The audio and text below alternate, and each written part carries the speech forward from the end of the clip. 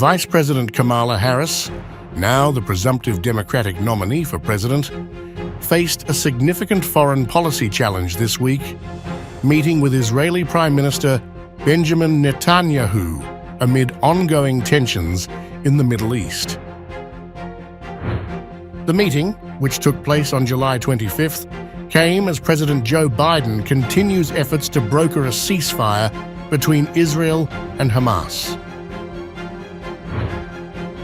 In a statement following the meeting, Harris reaffirmed her unwavering commitment to Israel's security and right to exist, while also acknowledging the toll on Palestinians.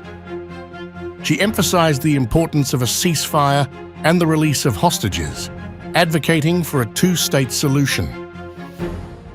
So I just had a frank and constructive meeting with Prime Minister Netanyahu. I told him that I will always ensure that Israel is able to defend itself, including from Iran and Iran-backed militias such as Hamas and Hezbollah.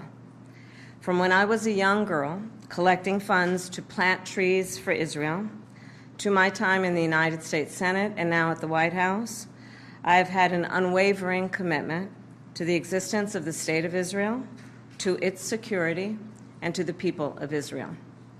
I've said it many times, but it bears repeating. Israel has a right to defend itself, and how it does so matters. The meeting underscored the delicate balance Harris must maintain as she transitions from vice president to presidential candidate, defining her stance on Israel and the broader Middle East conflict.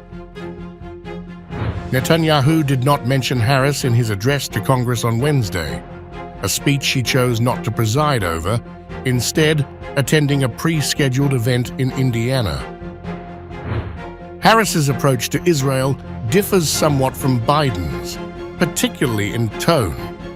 While Biden has maintained a close, albeit strained, relationship with Netanyahu, Harris has shown a willingness to address the humanitarian issues in Gaza and advocate for Palestinian rights alongside her support for Israel.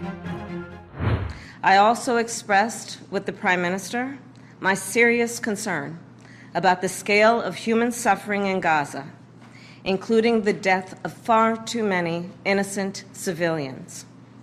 And I made clear my serious concern about the dire humanitarian situation there, with over 2 million people facing high levels of food insecurity, and 500,000 people facing catastrophic levels of acute food insecurity. What has happened in Gaza over the past 9 months is devastating.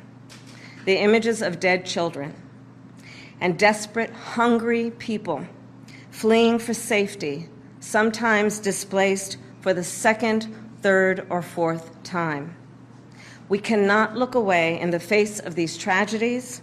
We cannot allow ourselves to become numb to the suffering, and I will not be silent.